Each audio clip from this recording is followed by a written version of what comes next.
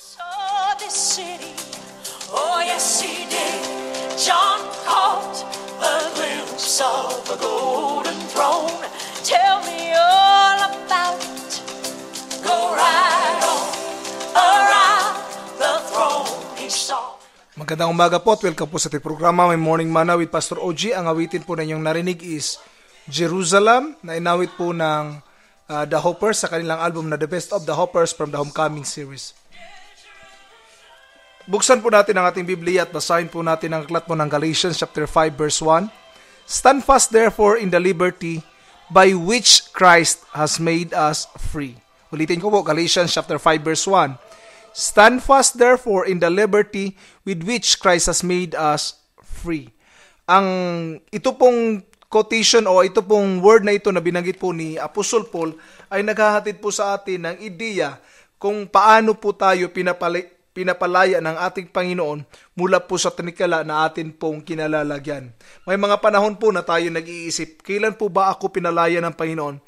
Pinalaya tayo ng Panginoon mula nung tinanggap natin ang kapanganakan sa kanyang kaharian na tayo tinawag na mga anak ng Diyos. Dati-rati tayo yung mga tali sa mga problema. Siguro ilan sa atin ay tali sa mga pagsubok, tali doon sa kasalanan.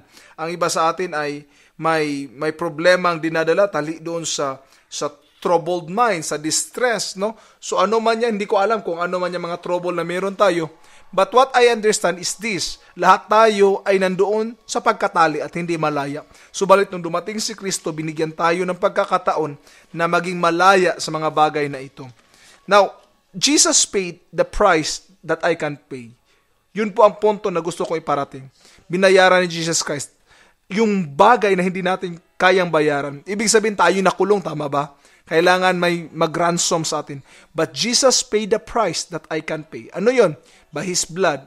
So anong binayaran niya doon? Una, kasalanan natin. Dapat sana tayo ang mamatay. But Jesus paid the price for us. So our topic for this morning is unpayable debt. No? Yung hindi kayang bayaran na utang. Church, tayong lahat ay nagkakautang. Hindi utang sa pera, kundi sa Diyos, no? Tayo ay may utang sa Kanya. Tayo binili ng Diyos. Tayo pagmamayari na ng Diyos nung Siya ay napako sa krus sa Kalbaryo at binigay natin yung buhay natin sa Kanya. Binigay natin yung buong pagkatao natin. Because His precious blood pays the sins that requires my death. Tayo dapat ang mamatay, tama po ba?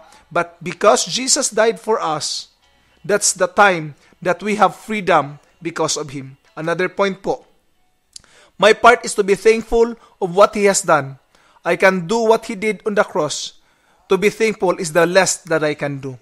Marami tayong mga bagay na gustong gawin, tama po ba, upang pasalamatan ng Diyos. But the last thing that we can do is to be thankful. Because we cannot pay these debts. Hindi natin kaya itong bayaran. But Jesus paid it for us. No? Binayaran tayo ni Jesus Christ. Last point po na gusto kong iparating. Salvation is infinitely costly, but absolutely free. Ano ibig sabihin? Kung presyo ang pag-uusapan sa ating kaligtasan, no, napakamahal po ng kaligtasan na ipinagkaloob sa atin. But it's free, given to us by God. Are you not happy that God has given us eternal life for free? Church, it's time to celebrate and be thankful. Because God has given us this promise of eternal life because of His death. Hindi man natin kayang bayaran, ang kaya lang natin gawin is pasalamatan Siya sa mga bagay na ating natatanggap. God bless po.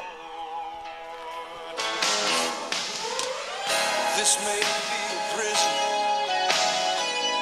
these may be chains.